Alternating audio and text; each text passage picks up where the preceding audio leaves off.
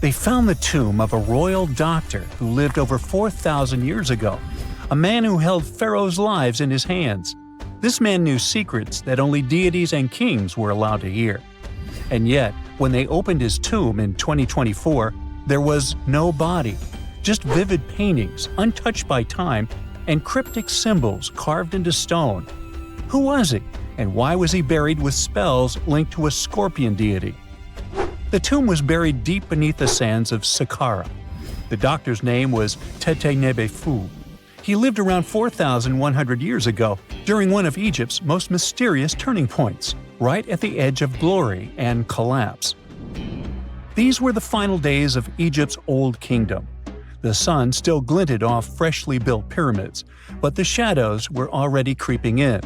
The pharaoh, Pepi II, had ruled longer than anyone before him, 90 years. But by the end of his reign, the country was cracking.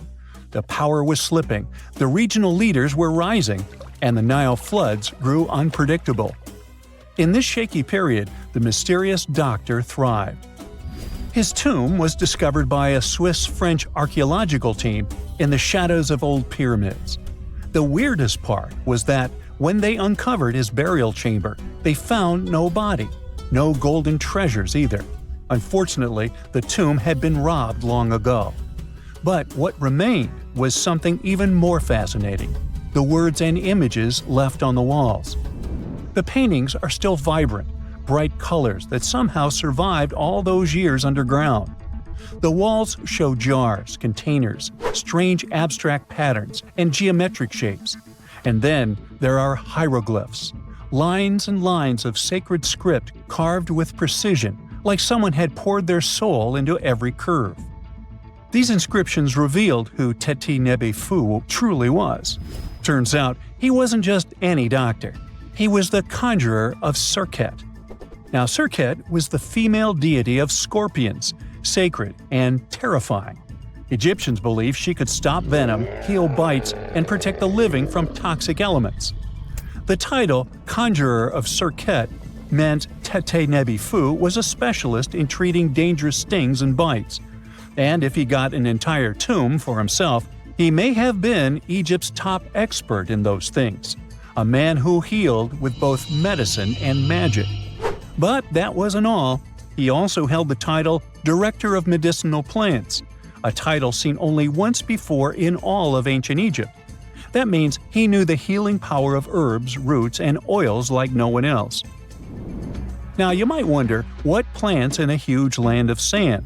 But in reality, ancient Egyptians used herbal medicine that would hold up in some labs today. They created pills, ointments, and inhalers.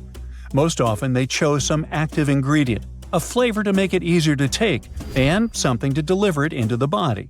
Sound familiar? And yeah, they didn't have many traditional plants, so some of these ingredients were bizarre by our standards, like using crocodile dung and acacia mixed with honey. They even had formulas for anti-wrinkle creams. And apparently, our mysterious healer was also chief dentist.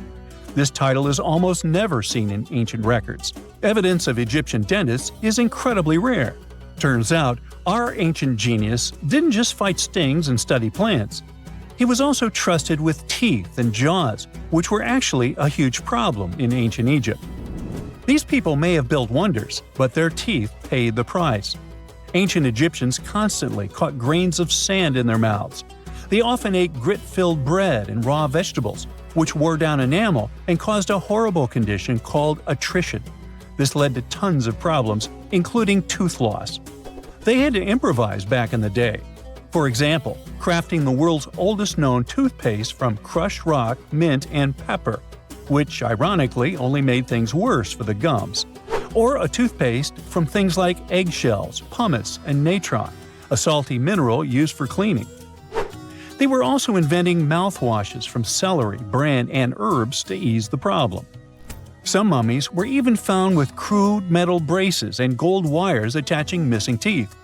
Though we're not sure if these were for the living, or was it just a nice little addition added as an afterlife gift. So, Tete-Nebe-Fu specialized in all these fields. 3 rare titles for one man. Now, back in the day, he must have been admired as incredibly knowledgeable. In a world without modern science, he would have been like a sorcerer who knows how some leaf or bark could save a life.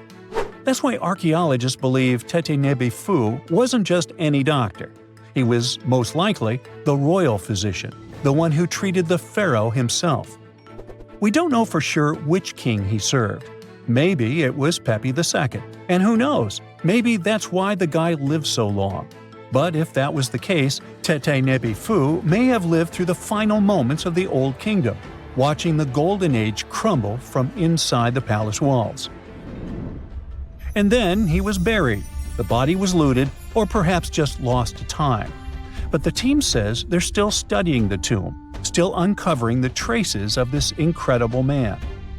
Overall, ancient Egyptians were practicing medicine on a crazy advanced level. Some practices feel familiar even today. They had hospitals, specialists, surgeries, and many more things, even medical schools. Both men and women were allowed to be doctors. They healed with various methods and practiced surgery with actual tools, scalpels, forceps, even sutures.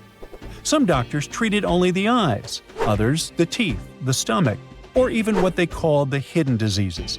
They knew how to clean and dress wounds, could set broken bones using splints made of wood or reeds wrapped in linen, and even prevented infections. There were even proctologists. They also built the first prosthetics, like a wooden toe with leather straps that help people walk normally again. The oldest known prosthetic is 3,000 years old. Now, the most shocking part is how they actually even tried to remove tumors. A recent study looked at a 4,000 years old skull. It belonged to a man in his 30s. There were signs of past tumors, and around 3 of them, there were marks, surgical cuts made with a metal tool. That suggests someone attempted to remove or study them, maybe treatment, maybe an autopsy. There was another skull of a woman over 50 years old. It also showed similar signs, but with healed fractures from an earlier injury, which is amazing because her treatment might have actually been successful. Being a healer in this society meant something powerful. It meant being a priest, a scientist, and a magician all at once. To ancient Egyptians, medicine was a necessary art, and they treated it with as much reverence as they did their deities. That's because they believed that sickness could be both physical and spiritual. So a doctor could recite a spell while applying a salve, and a lot of their treatments worked. The reputation of doctors in ancient Egypt was so strong that leaders from other parts of the ancient world, like Persia, actually sought them out. Even Homer, the Greek poet, once said the Egyptians were the most skilled healers of all. Of course, their understanding of the human body wasn't perfect. For example, they thought the heart controlled thought and emotion. They also didn't know what the brain really did. But their approach, observe symptoms, diagnose, and treat, well, that's modern medicine. Sure, they prayed over the wound, but they also healed it, didn't they? Their most famous physician was Imhotep. That guy was a true polymath, an architect, priest, and a healer who became so revered he was later worshipped as a deity of medicine. Yep, a human who was so cool they turned him into a deity. He lived 2,000 years before Hippocrates, the so-called father of medicine. And yet, some people joke we should drop the Hippocratic Oath altogether and swear an Imhotepic oath instead. These people weren't just laying the foundations of pyramids, they were laying the foundations of healthcare. Egyptian archaeologists made an extraordinary discovery near Cairo just recently. Drumroll please! The most ancient and most complete mummy yet discovered in the country. Yes, they were keeping it under wraps. The 4,300-year-old mummy was found in a group of tombs close to the Step Pyramid of Djoser, dating back to the Egyptian Old Kingdom. It was covered in layers of gold. The team also found several other tombs, including one belonging to an ancient Egyptian official and another belonging to a secret keeper who had the power to perform special ceremonies. Another interesting tomb was that of a writer, which featured the largest statues ever found in the area. This vast burial site is also home to more than a dozen pyramids and resting grounds. Probably one of the most famous mummies in the world is that of Hatshepsut. She ruled Egypt like a boss for around 20 years, building all sorts of impressive buildings and creating new trade routes. But when archaeologist Howard Carter found her tomb in the Valley of the Kings, her sarcophagus was empty. However, Carter did find 2 coffins in another tomb, one of which belonged to Hatshepsut's wet nurse and the other to an unknown woman. In 2006, a team of specialists decided to investigate whether that mysterious lady was the queen herself. They found a molar tooth in a wooden box with Hatshepsut's name on it, and when they compared it to a gap in the mummy's mouth, it was a perfect match. Ramses II was a pretty impressive ruler, but it was his mummy that eventually made history. Now, we don't hear too much about his daddy. Okay, I'll stop. Ramses is considered to be the most powerful pharaoh in all of Egypt, as he reigned for a whopping 6 decades. He also lived to be over 90 years old. Now that's pretty amazing, considering the time he lived in. Ramses II supposedly had over 100 offspring too. Talk about a big family. When he passed away, his body was originally buried in the Valley of the Kings, but some sneaky guys tried to rob his tomb of all his treasures. Officials back in the day weren't having any of that though, so they moved his body to a secret location to keep it safe. Fast forward to the 1800s, and Ramses II's mummy was discovered along with a bunch of other rulers and important officials. But it wasn't in the best condition, so archaeologists flew it to Paris to get it, pampered. Problem was, he couldn't just be transported into another country. The only solution available was to give Ramses II his own passport. His occupation was listed as king, and the document even featured his photo. Most mummies aren't necessarily known for having the most hydrated skin. But that of an ancient woman, also known as Lady Di, proves otherwise. No, not that Lady Di. This wealthy lady from ancient times was discovered in an ornate tomb in 1971, and she looked fabulous, if we can say so about a mummy. Thanks to the special conditions in her tomb, like the moisture in the environment and the lack of oxygen, her body was almost perfectly preserved. Her skin was soft, her hair was on point, and she was still flexible. The museum that now proudly displays her mummy also shows a ton of fancy items that were buried with her, like dinnerware and musical instruments. Archaeologists investigated the mummy further and discovered that she passed away from a heart attack at around 50 years old. Even though it hasn't been around for over 2,000 years, Lady Di is still making history. The mummy of Otzi the Iceman was discovered in the Alps in 1991. Austrian authorities initially thought he was a modern mountaineer because he was so well preserved. Turns out, he was actually from the Copper Age. He was found in a mountain pass over 10,000 feet above sea level. Through studying his mummy, we've learned so much about life in Copper Age Europe. For example, we know that he was a native of Central Europe and enjoyed eating meat. He also suffered from arthritis, narrowing arteries, and intestinal problems. But he likely used acupuncture and medicinal herbs to treat these conditions. And apparently, he was pretty handy with tools. He sharpened them just days before his untimely demise. Who knows if he was expecting trouble or just getting ready for some routine work. Now, King Tut and his story is most likely the one that made all mummies famous. This pharaoh passed away at the young age of 19, more than 3,000 years ago. But his mummy is still one of the most well-known in the world. When his tomb was opened in 1922, people went wild because it was still intact, unlike many other royal tombs. It had some seriously blinged-out coffins, including one made of solid gold. Not only did Tut's tomb give us a glimpse into ancient Egyptian history, but his mummy also taught us a lot about the time he lived in. DNA analysis helped identify his parents and revealed that the pharaoh had a rare bone disorder that might have made walking a bit tough. Now, Ginger is most likely one of the coolest mummies you'll ever hear about. He's like a time traveler from 5,000 years ago who's still looking fly with his golden hair and perfectly preserved nails. Ginger was discovered in Egypt and is believed to be the earliest known mummified body. Before people even knew about mummification, they used to place bodies in shallow graves in the hot, dry sand. And since the sand absorbed all the water, bacteria couldn't reproduce and the body was preserved naturally. Now, scientists are not sure if Ginger's preservation was intentional or not, but since he was buried with some pottery vessels, it's likely that whoever buried him knew some serious preservation techniques. If you want to meet Ginger in person, he's currently chilling at the British Museum. One Dutch art collector bought a statue from Asia and ended up finding a weird discovery. The statue contained a mummy hidden inside. Unfortunately, the body was too fragile to move, so they had to leave it there. The coolest part is that this mummy is over 1,000 years old and was on display for 200 years before being encased in the statue. When scientists did a CT scan, they found out that the mummy was filled with paper scraps covered in writings.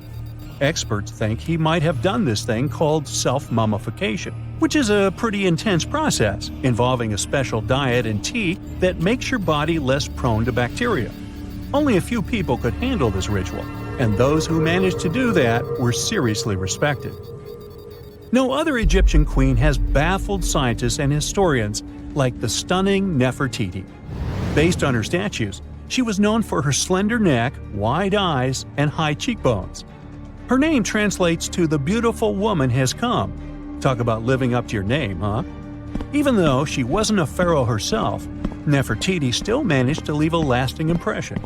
Written records suggest that, as a wife and queen, she held an incredibly influential role. Because of her power, she was indeed admired, but she also managed to make quite a lot of enemies throughout her life. She was also related to King Tut, but not biologically. Rather, she was his stepmother. So far, locals have yet to identify her mummy, but that may soon change. A local Egyptologist who has been busy excavating tombs in the Valley of the Kings has found 2 mummies that he believes could be Nefertiti and her daughter. According to specialists, we may soon finally get a definitive answer about the identity of these 2 mummies. And if one of them does turn out to be Nefertiti, we could be in for a real treat. DNA analysis and CT scans of the mummy could give us the most complete and accurate image of the queen that we've ever seen. It's crazy to think that we've only scratched the surface of what lies beneath modern-day Egypt. Nefertiti ruled during a time of great power and prosperity in Egypt, but unfortunately passed away in a period of social turmoil, leading to her gravesite being lost. Now, where's my mummy? When you hear the word mummy, you might get a chill down your spine. That's because most of us associate this word with those creepy characters we've seen in some scary movies. But in reality, mummies have helped us understand a lot about ancient civilizations, their rulers, and about how people used to deal with losing their loved ones. The people most famous worldwide for their mummies are the ancient Egyptians. They believed that some sort of existence after passing away was possible, if certain conditions were met.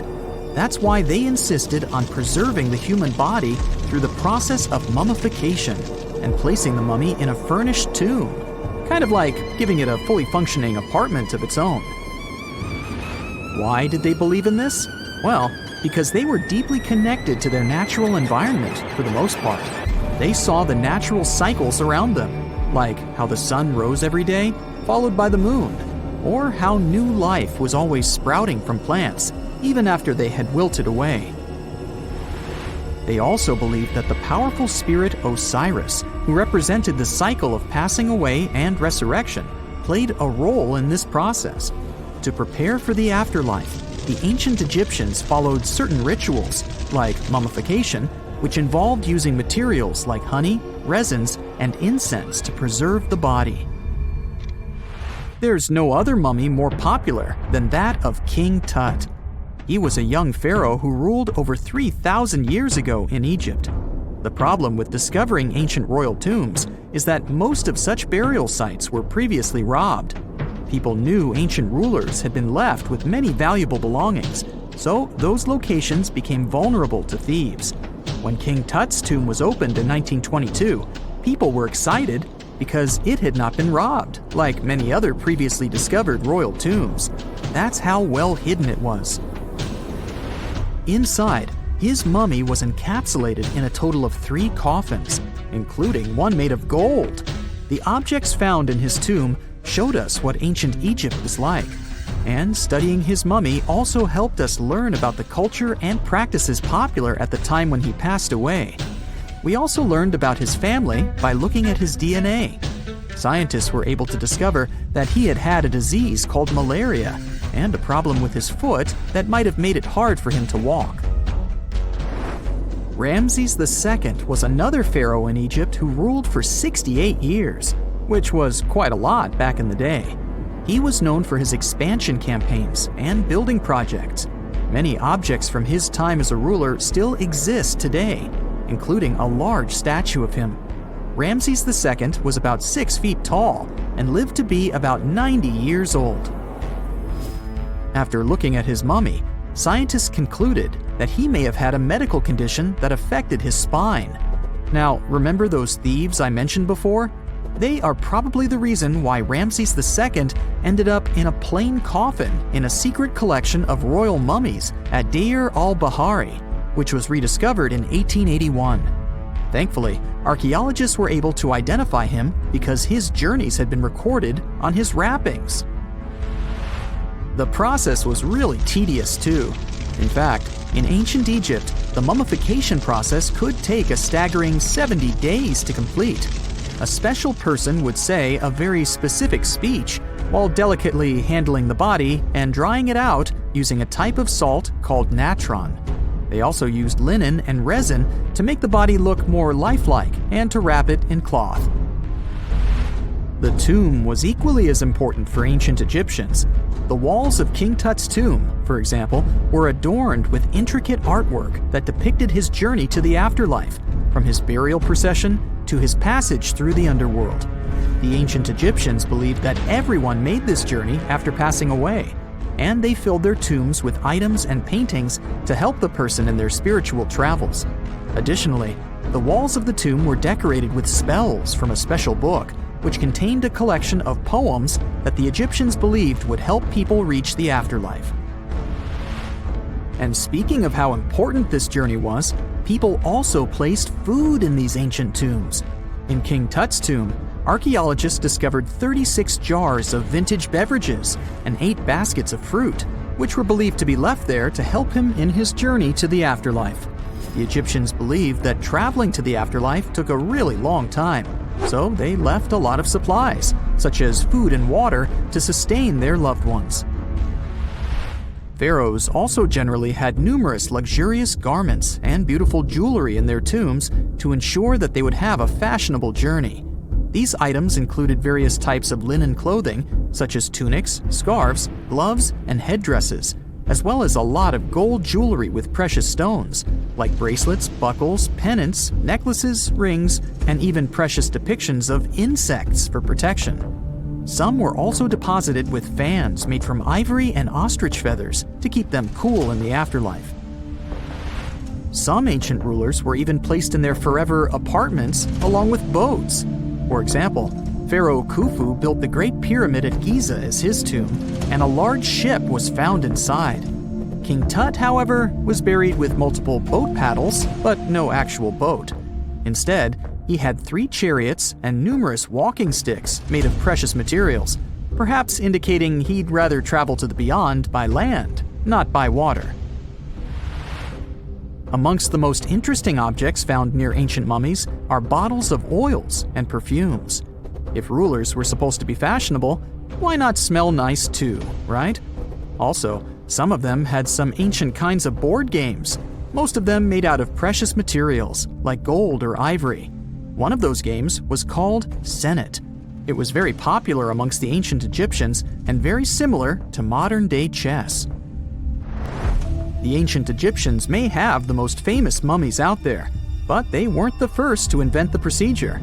In fact, it all started in South America with an ancient civilization named the Chinchorro. As far as we know today, these people were the first to mummify their loved ones that had passed away. They did it somewhere around 2,000 years before the Egyptians started their own rituals. Sure, we can tell a lot about ancient rulers by studying these mummies, but until recently, we had no idea what they really looked like during their lifetime. Not so long ago, though, some very special mummy paintings were found by archaeologists studying ancient Egyptian objects. These mummy portraits are highly detailed paintings of individuals that were made while they were still alive. Such paintings were often painted on wood, as opposed to the classical portraits we all know about, which are painted on canvas. They are known for their realism and beauty, and have even been used by researchers to diagnose diseases by comparing them to the corresponding mummies. Some of these portraits also include depictions of jewelry, which was later found on the mummies. The recent discovery of these mummy portraits in Central Egypt is significant, as it marks the first time in over a century that such paintings have been found. Mummies appeared all around the world naturally, too. Mummification can occur without people intervening because of natural conditions, like extremely cold or hot environments, places with a lack of oxygen, or accidental exposure to chemicals that preserve the body. These conditions don't allow bacteria to grow, resulting in the body remaining more or less intact. Famous Otzi was one of these mummies. We know today he was a man who lived around 5,000 years ago in Europe. But upon his discovery in the Alps in 1991, Austrian authorities initially believed that he was a modern mountaineer because of how well preserved the body was. However, after the Iceman was removed from the glacier, it was determined that he was actually from the Copper Age. Let's face it, most ancient tombs have been looted at least once. No matter how scary the rumors could have been, most mummies were open to.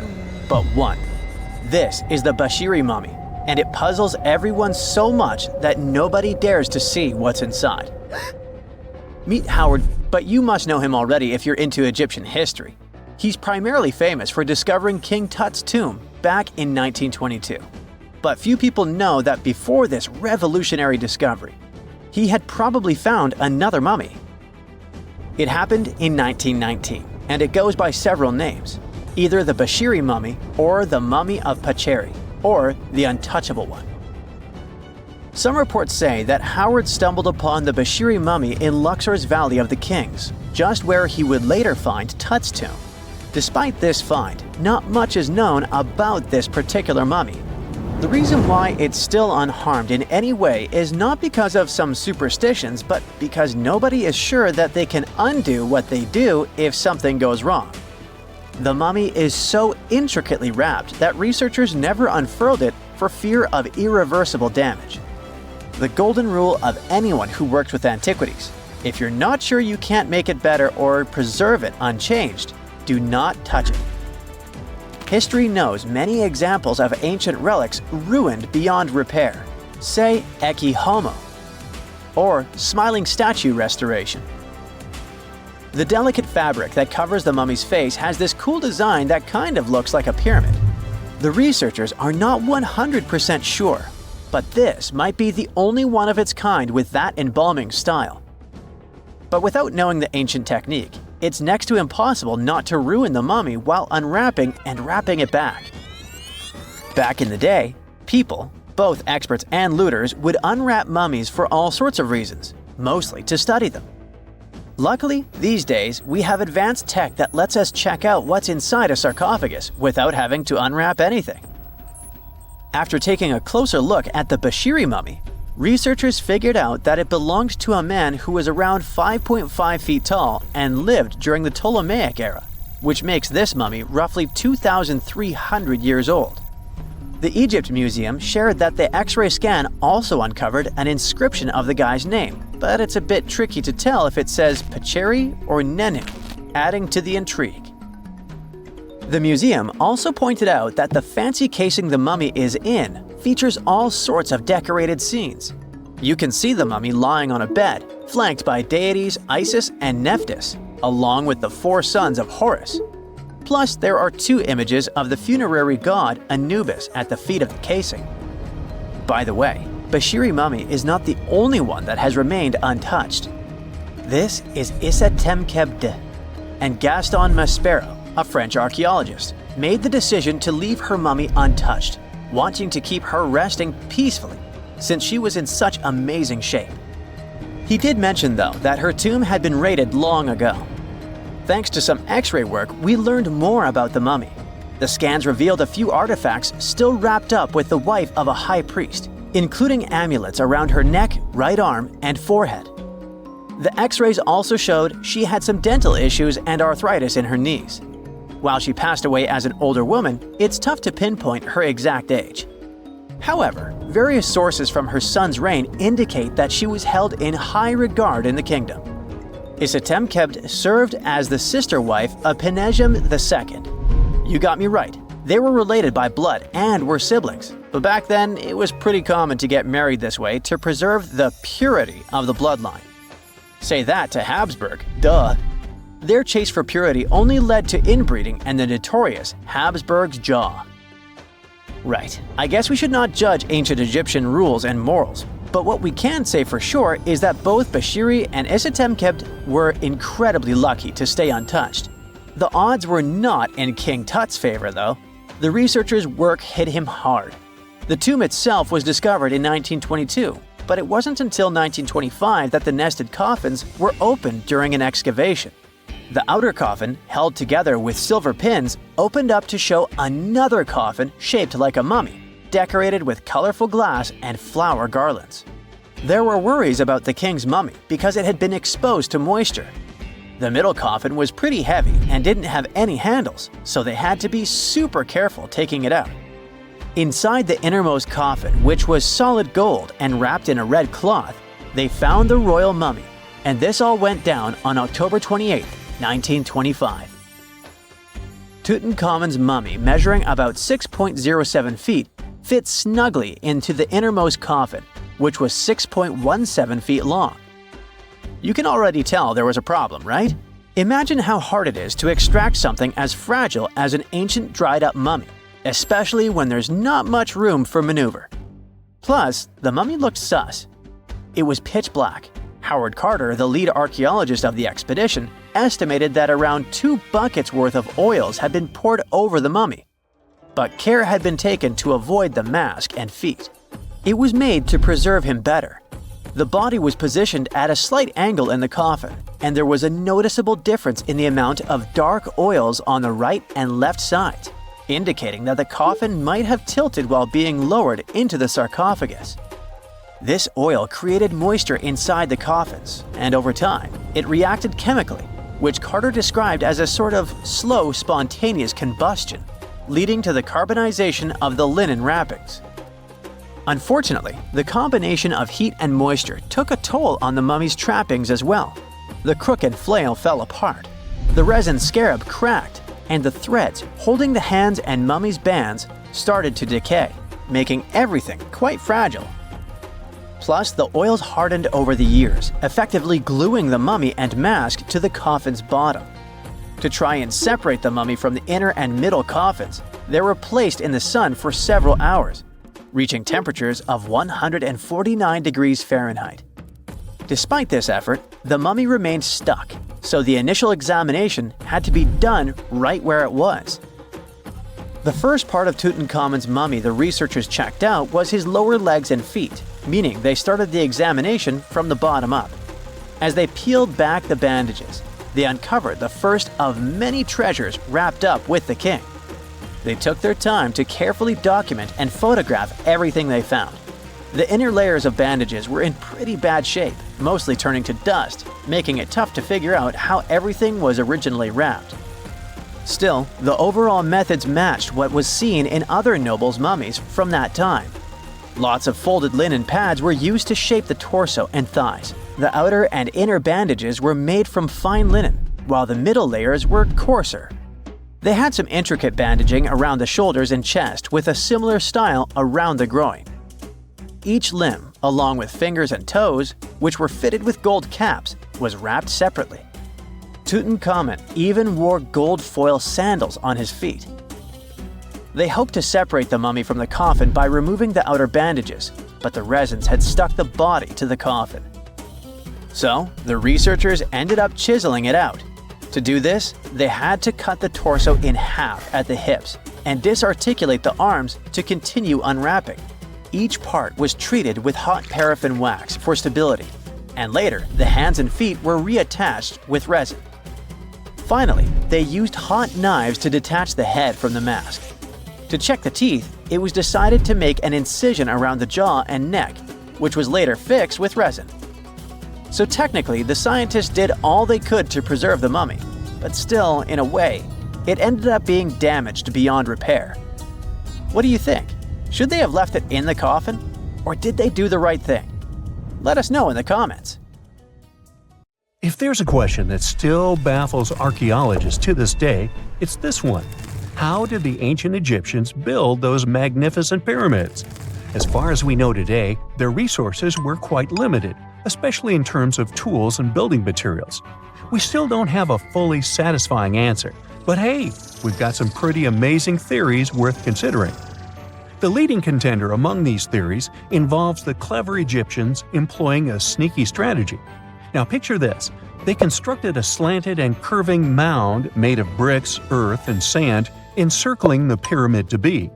As the pyramid grew taller and taller, they simply increased the height and length of this wacky structure. It's like they were playing an ancient game of Jenga. Now, how did they get those massive stone blocks up there? Well, according to the legendary ancient Greek historian Herodotus, they used sleds, rollers, and levers. It sounds like they turned construction into a supersized game of tug-of-war. And guess what? Herodotus also claimed that the Great Pyramid, the one from Giza, the granddaddy of them all, took a whopping 20 years to build. There's more. Herodotus also dropped a mind-boggling number on us. 100,000 men were supposedly involved in this pyramid extravaganza. Did they hire the entire Egyptian population? Well, it might not be as far-fetched as it sounds. These men were probably mostly farmers, so they probably focused on the pyramids when there wasn't much work to be done in the fields. Like during the flood season of the Nile River. Obviously, specialists in the archaeological community had something to add to this theory. By the late 20th century, they discovered some evidence that suggests the workforce might have been smaller and more permanent than previously thought.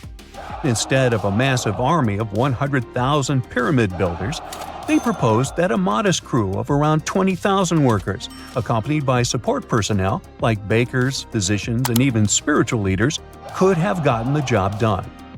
There was also this theory that claimed that the pyramids were actually built from the top downward. It suggested that these colossal structures were nothing more than isolated hills used as quarries. The stones were supposedly drawn from these hills, and over time, competing engineers took charge and transformed them into the iconic pyramids we know today. Now, before you dismiss this theory as a wild fantasy, some folks thought it wasn't completely crazy. After all, there are instances where isolated hills exist, so maybe this theory had a tiny glimmer of truth. Whether it involved ramp building or ingenious work schedules, one thing is clear. Those pyramids have definitely left their mark on history and on our imaginations. Now, speaking of ancient Egyptian mysteries, there's this gigantic unfinished obelisk sitting in ancient Egypt, and scientists are trying to figure out how it was shaped. Now, some people suggest that our industrious ancestors used handheld pounders to get the job done. One expert has a different take on the matter, though. He argues that if we take a closer look at the pattern left behind by the shaping tool, we'll notice something peculiar. The walls of the trenches surrounding the obelisk display a neat and even pattern, which is pretty unlikely if they were pounded away by mere mortal hands. According to this expert, those horizontal striations are usually the result of a tool that takes breaks while removing material, leaving its mark on the surface. But wait, there's more. Imagine the tool being rocked back and forth against the trench walls, clearing away the waste to keep the trench from narrowing. Well, in that case, the tool might have left some funky horizontal striations where it was pressed against the sidewall. This sounds like some fancy technology at play, don't you think?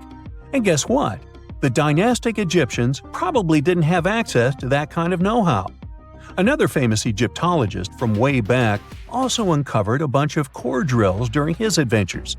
Although the actual drill bits are missing, his collection houses these particular core remnants made of limestone, alabaster, and even granite.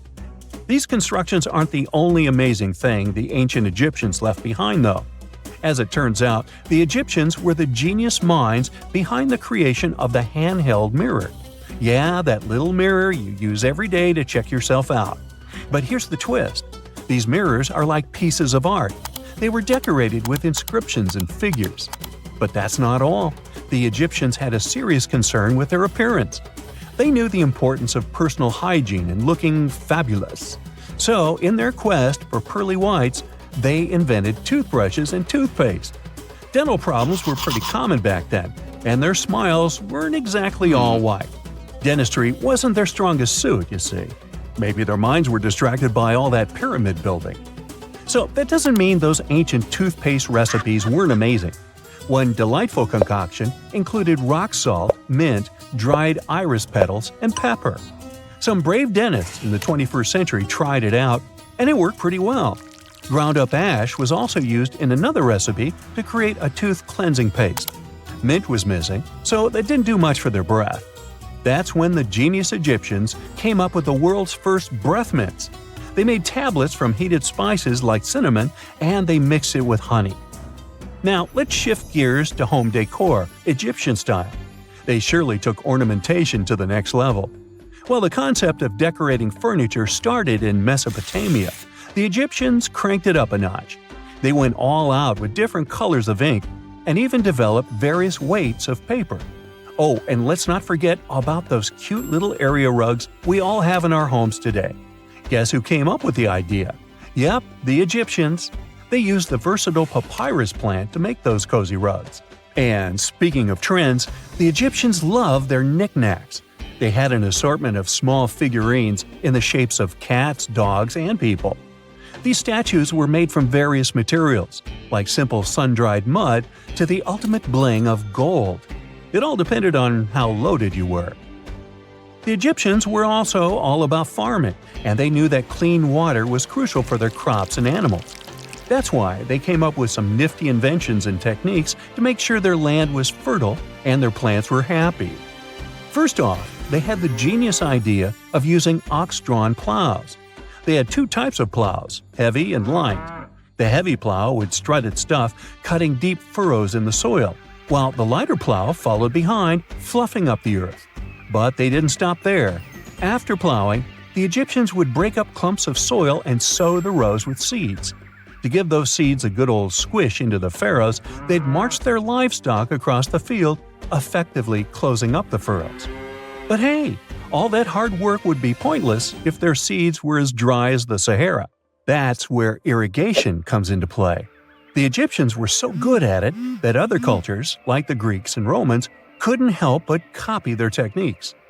Now let's switch gears and talk about the marvelous architecture of ancient Egypt. These folks weren't just skilled farmers, they were also architectural maestros. They built these fancy canals to carry water to farms and villages, and boy, did they know how to make those canals look pretty. Just imagine strolling along a canal lined with ornate structures. The pharaoh Ramesses the Great was quite the overachiever when it came to construction. One of his mind-blowing creations was the construction located at Abu Simbel. This building was designed so that twice a year, the sun would shine directly into it and illuminate the statues of Ramesses. And let's not forget about the corbelled arch. Without this architectural gem, we'd be missing out on some mind-boggling structures like the Great Pyramid. The Egyptians knew how to make things stand tall and proud, thanks to their engineering and construction wizardry. They built grand halls and inner sanctums that make your jaw drop. And some of these temples doubled as astronomical observatories. A gruesome discovery took place in Egypt some years ago. You want to hear about it? 16 human hands, carefully buried in 4 eerie pits. They didn't look too much like human hands at first, since they were abnormally large, but they were. Weirdly, there were only right hands. No left hands were in sight. It turned out that it points to the practice of an ancient dark ritual. Old Egyptian art and tales talked of a ceremony where warriors would present the right hand of their adversaries as proof of victory and ask for gold in return. Egyptians believed in the afterlife, so cutting off someone's hand meant you cut off their power eternally. Guaranteeing this type of defeat was interesting to the winning party. Here, the fight was between Egyptians versus Hyksos, who lived in what was once known as Canaan. Egypt has always been the center of some history-changing findings, and some time ago, this papyrus was found. If we stretched it open, it would be just a tad bigger than the height of a skyscraper. The world's tiniest skyscraper, which is located in Wichita Falls, Texas. When humans didn't write on their notes app, they wrote on this thing, made from the medulla of a papyrus plant. Around 2,000 years ago, ancient Egyptians wrote something reminiscent of a book where they describe most of their funerary traditions and their visions of the afterlife. It's considered one of the most important texts from ancient Egypt and is still sold in bookstores to this day. This ancient manuscript was unearthed from a chamber located just south of the Pyramid of Djoser, located in Saqqara. Oh yes, Djoser is the oldest pyramid in Egypt and not the Giza pyramids like most people think. So recently, the site of Saqqara buzzed with excited archaeologists who probably found one of Egypt's oldest complete mummies. They believe that this beautiful and well-preserved mummy was that of a wealthy man. He was discovered in a deep shaft, covered in layers of gold leaves. There are many symbols that show he was an important and wealthy man, like the band he wore on his head, the bracelet on his chest, and the fact that he was embalmed with a tunic, which was reserved for Egypt's finest. The most exciting part of the entire discovery was finding the resting place sealed with mortar, just as the ancient Egyptians had left it 4,300 years ago. Now this may sound weird, but back in 2008, archaeologists discovered a missing pyramid. Now it went missing because it deteriorated over the span of 4,000 years. Today, you can only see its base. It was a pretty important site back in ancient times. It is said that around the area of the pyramid, the ancients hosted a special type of ceremony where high priests would carry mummified remains of sacred bulls. Now here's a fun fact. Ancient Egyptians believed that Apis bulls were earthly incarnations of the city deity of Memphis and was connected to rites of fertility. It wasn't just any Apis bull though. They needed to be all black with a single white mark between its horns and a bunch of very specific characteristics. They were selected by the local priests and honored until they passed away. After that, they were mummified and buried in underground galleries. Meanwhile, this missing pyramid sort of disappeared around the 1800s. It was a German archaeologist who first found it in the village of Saqqara. He called it the Headless Pyramid when he first found it. But then, years after the official discovery, the desert sand came along and covered the whole thing. There were some excavations between the 19th and 20th centuries, but they weren't too systematic. That's why scientists were so thrilled when they dug an entire pyramid's base after removing the 25-foot mound of sand that was covering it.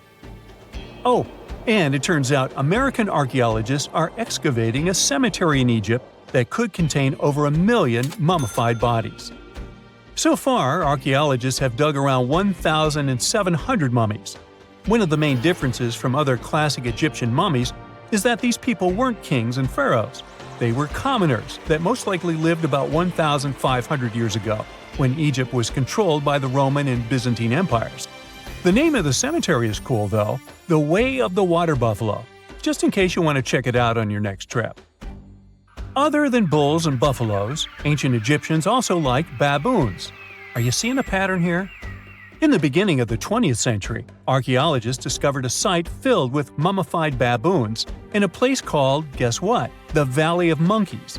An animal wouldn't have been mummified if it wasn't considered important. Certain animals were more important than others, since they were linked to specific deities. Jackals were connected to Anubis, the ancient god of the afterlife, and cats were likened to the female deity Bastet. Baboons were a pretty big deal, since they were believed to be connected to Thoth, the deity of wisdom and advisor to Ra, one of Egypt's supreme deities. The archaeologists who studied these animals weren't too happy.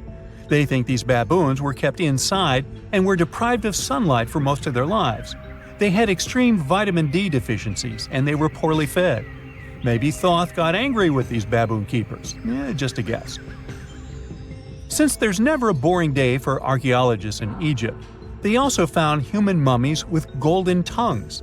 Since Egyptians were all about the afterlife, they believed that golden tongues might help a person speak once they pass to the other side. I mean, it's a long shot, but hey, why not? Some of these mummies were placed in wooden coffins with goods, such as necklaces, pottery, golden artifacts in the shape of lotus flowers and scarab beetles, and iPhones. Just kidding. A new temple was also unearthed recently in Egypt. Scientists believe it was dedicated to honor Zeus Cassius. That deity would be a cross between Zeus, the almighty Greek deity of the sky, and Mount Cassius. While digging around the Sinai Peninsula in Egypt, archaeologists spotted 2 pink granite columns poking out of the ground, and bingo. They believe these columns represented the temple's front gate and collapsed during an earthquake many years ago. And speaking of deities, there weren't only super serious deities. Recently, scientists unearthed a golden ring in a city south of Cairo. No, Frodo, it's not magical. It was a normal gold ring, but it had the depiction of the deity of fun, officially named Bes. This deity is often described in sacred texts as a happy chubby dwarf. Today, many tattoos we get are sorta deprived of any sense and are made of aesthetic purposes only. In ancient Egypt, though, women would get tattoos as a token of protection for childbirth. That's what scientists think, at least. Around the Nile region, scientists found some mummies that had well-preserved tattoos, which is a rarity since the skin deteriorates so easily. 2 of these women tattooed their lower backs, and the drawings were simple. They were mostly pictures, including that same chubby dwarf we just talked about, Bes. He also had a side hustle as the protector of women during childbirth. Now, would you believe me if I told you ancient Egyptians invented robots? No? Well, that's because that's not entirely true. Sure, they were astronomers, mathematicians, and engineers, and somehow they also squeezed an eccentric invention into that package – an automated deity some scientists called Hathor. This wooden statue had been in the Metropolitan Museum of Art for years before someone noticed its secret. With the help of an X-ray machine, specialists discovered a mechanical operating system inside it. The pulley-like axis goes from the statue's shoulder to her left leg. When the system rotates, the statue raises and lowers her hand. Hey, pick me! Pick me! I got my hand up here. It's 1898, and you're taking part in excavations in Saqqara. This place, not far away from Cairo, is full of ancient tombs and pyramids. You're in your Indiana Jones mood and hope to find something really phenomenal to become famous. Gold, manuscripts, treasure maps, mummies of famous pharaohs. Wait, a wooden bird? You're really disappointed as it looks like a regular toy. An old one, but still. Little do you know that years later, someone would propose that your bird was actually an ancient monoplane. So the artifact, nicknamed the Saqqara Bird, is made of a sycamore tree. The birdie has a wingspan of just 7 inches and weighs around 40 grams. A perfect original souvenir from Egypt, I would say. It's over 2,000 years old and looks pretty plain, without any carvings of feathers or other intricate ornaments.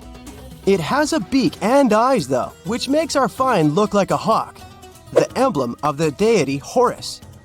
Its tail is rather unusual as it's squared, looks weirdly upright, and it seems like the sunken part of it was the place for a now missing piece. Humans love solving a good mystery, so there have been several attempts to explain the use of the birdie. First, quite simply, is that it was a ceremonial object. The second idea is that it was a toy for a child from some well-off family. It could have been some sort of boomerang, which was a popular concept in ancient Egypt. Then there was a theory that the bird had been used as a weather vane. But this one has been debunked as the figure doesn't have any holes or markings, except for the one made at the museum in Cairo to fix the exhibit on a stick. So there was no way to hang it in the past. Almost a century after the bird was found, Egyptologist Dr. Khalil Masiha proposed a new theory that it could have been a model of a monoplane. He believed the bird was missing a horizontal tailplane. Otherwise, it had its wings set at a right angle, similar to that of modern planes. It could have worked to generate the aerodynamic lift necessary for flights. Dr. Masiha also claimed that it was common at that time to place miniature models of technological inventions in tombs. So, did the ancient Egyptians really invent the plane in 200 BCE? That would make the Wright brothers, who are considered the inventors of aviation, really upset. They made one of their first flights only in 1903. There's just one way to know for sure, and that is to test the model. But you know, the ancient museum in Cairo would unlikely let one of their cherished exhibits fly around like a toy. That's why glider designer Martin Gregory built a similar model, this time of balsa wood, and concluded that even with the missing tailplane, the plane wasn't much of a flyer. Case solved? Not really. This didn't sound convincing enough to the History Channel, so they invited an aerodynamics expert to build another replica of the bird. He tested it in weather conditions similar to those in Egypt and was impressed with the little plane's abilities. So, if they did invent the prototype of a plane back in the times of pharaohs, it would be a good example of an oopart. That's an out-of-place artifact, an object that's way ahead of its time in terms of technology or history. And the Saqqara Bird isn't the only example of such a revolutionary concept. In 1901, a group of divers retrieved the Antikythera mechanism from an underwater shipwreck near the Greek island of Antikythera. It's been dubbed the world's first analog computer, and it's currently dated around 100 BCE. The bronze mechanism could tell the position of the sun, moon, planets, and stars, as well as the lunar phase, the dates of upcoming solar eclipses, and even the speed at which the moon moves through the sky. No one's sure who used it and how or where it was made. But it's obvious that it's extremely precise and way too advanced for its time.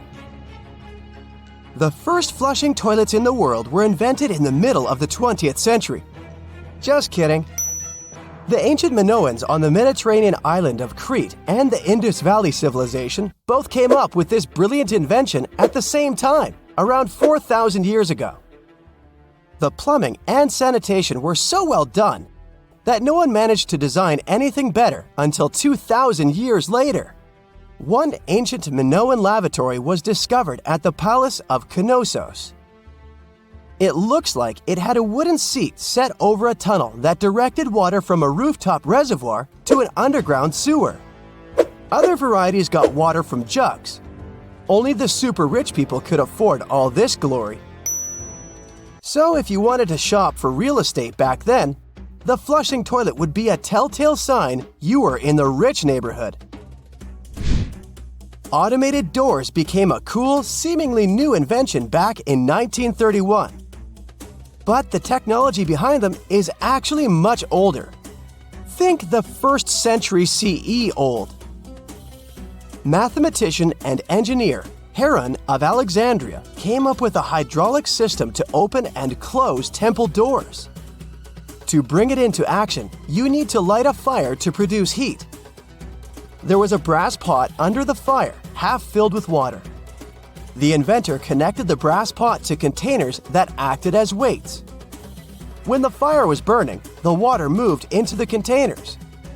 They went down and pulled the ropes. It was nothing like a supermarket door that opens in front of you before you even have time to think. Pharaoh's door took hours to open, and there was no way to stop the process. That's why they only opened the doors once a day before people entered the temple, to add some mysticism at the temple during ceremonies. Spooky. Looks like the first ever battery was invented in Baghdad around 2,000 years ago. A German archaeologist found this oval-shaped clay jar in 1938. Scientists are still not sure what purpose it served and who exactly invented it. There is a theory that it was used for electroplating objects with precious metals. When they filled it with a weak acid like vinegar, the battery produced around 1 volt of electricity. Another theory says it was a vessel for sacred scrolls. Would you like to buy contact lenses designed by Leonardo da Vinci himself? In 1508, he invented a glass lens with a funnel on one side. You were supposed to wear it with water inside to improve your vision. Sounds a bit uncomfortable, doesn't it? So, around a century later, French scientist René Descartes decided to improve the idea and make the cornea contact the future lenses. Contacts because they contact your eyes, get it? The glass tube with liquid did help improve vision, but blinking was sadly impossible. 2.5 centuries later, new technologies in the glass industry let scientists design contacts that would fit in the eye and even let the wearer blink. Thanks, guys! Still, those lenses were made of heavy blown glass and didn't let the eye breathe. About 50 years later, contacts became plastic, lightweight, unbreakable, and scratch-resistant, but still covering the entire eye. And then, in 1948, an English optical technician accidentally sanded down a plastic lens and figured out they'd still be in place even if they covered only the cornea. Imagine you're living in 19th century London and need to send a message to New York. It would have taken about 10 days to get there by ship. So when delivery time went from days to hours in 1858, it was a true sensation. The first message was sent by Queen Victoria herself. It was all made possible thanks to the transatlantic telegraph cable, running under the ocean. Sadly, the new cool invention only lasted a few weeks. It took years to bring it back to life.